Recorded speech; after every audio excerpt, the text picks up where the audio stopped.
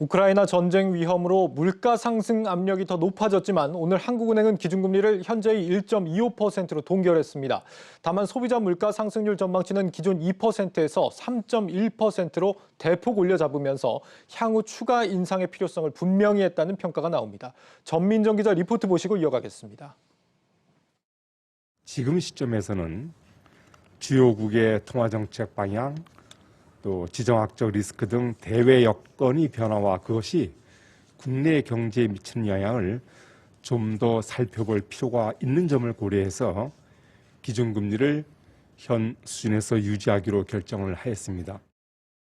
한국은행 금융통화위원회가 기준금리를 연 1.25%로 동결했습니다. 물가가 거세게 오르고 있지만 오미크론 확산과 우크라이나 사태 등으로 불안한 경기 회복세에 세 차례 연속으로 금리를 인상하기보다는 숨고르기가 필요했다는 판단에서입니다. 여기에다 이미 시장금리가 많이 오른 만큼 추가 인상은 가계와 자영업자의 이자 부담을 키울 우려가 있다는 점도 부담으로 작용했다는 분석입니다.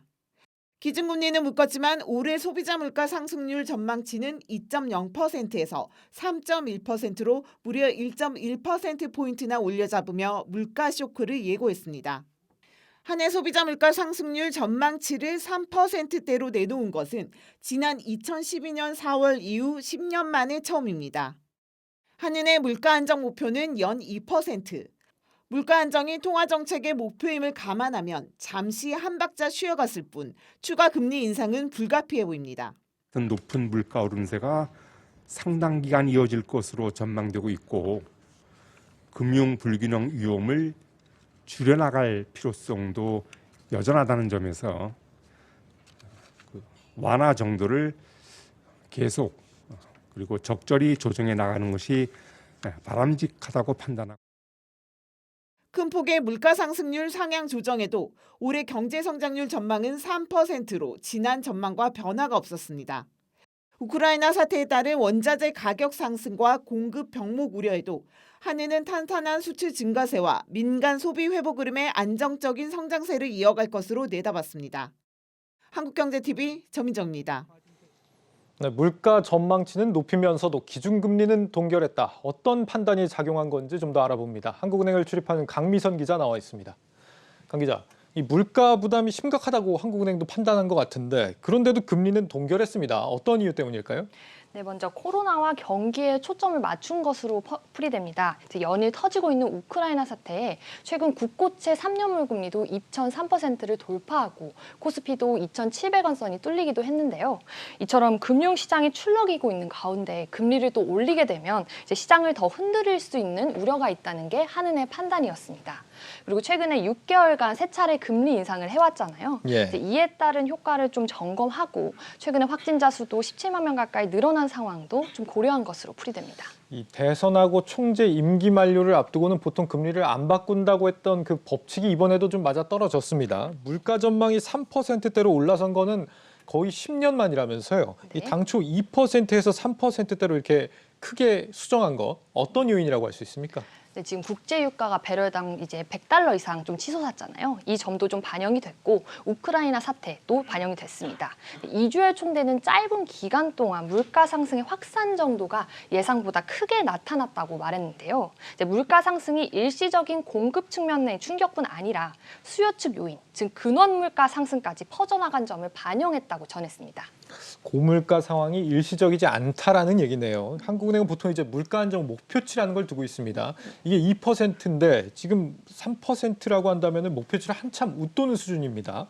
이러면 더 앞으로 공격적인 금리 인상을 예고한 거다 이렇게 봐야 되지 않을까 싶은데 얼마나 오를 걸로 예상이 됩니까?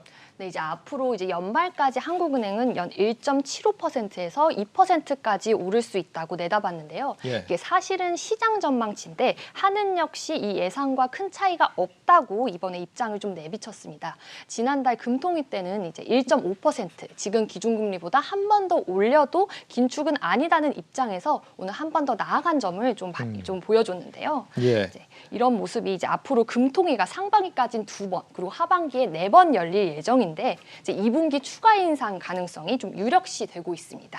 네, 이주열 총재의 발언 한번 들어보시겠습니다. 그 시장이 예상하는 거하고 뭐 저희들이 보는 거하고 저는 큰 차이가 없다고 봅니다. 물가 오름세가 높아지면 통화 정책의 실질적인 그 완화 정도가 더 확대되는 거죠. 그래서 그 통화 정책 면에서의 대응 필요성이 뭐 종전보다 더 커졌다고. 2.0%까지 올릴 수 있다라고 한다면은 현재보다 이제 앞으로 3번은 연말까지 더 올릴 수도 있다. 6번 남았는데 그중에 3번은 올릴 수 있다 이런 얘기가 될 수 있겠습니다.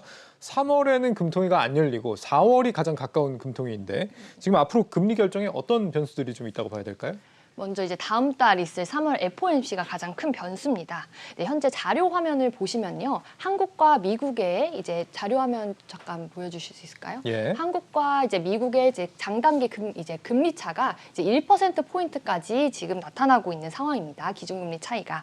네, 이렇게 될 경우 이제 3월부터 미국이 기준금리를 계속 올리게 된다면 이제 외국인 투자자금 유출 우려가 커지게 되는데요.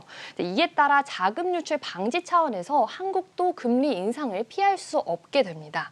그리고 또 앞서 리포트에서 보셨듯 성장률 전망도 이제 계속 유지가 되고 있지만 이제 연초부터 나타나고 있는 무역 수지 적자 그리고 코로나 기저 효과가 줄어들면서 수출 둔화세가 나타날 수 있다는 가능성도 변수입니다. 이주열 총재 다음 총재가 누가 될 거냐 이것도 통화 정책에 영향을 줄 수 있는 변수로 꼽히는데 다음 달이 이주열 총재 임기 만료긴 하지만 대통령이 어쨌거나 선임을 해야 되는 거기 때문에 당장에 이렇게 선임이 되지는 않을 걸로 보이죠. 네, 이제 이주열 총재 임기는 3월 말까지인데요. 네. 이제 대선으로 인해서 당분간은 공석일 전망입니다. 그래서 방금 말했듯 4월 금통위에서 총재가 없이 금통위가 진행될 가능성이 높습니다. 그리고 매파적이었던 이주열 총재와 달리 차기 총재가 어떤 성향의 총재가 올지도 관심이 커지고 있는데요.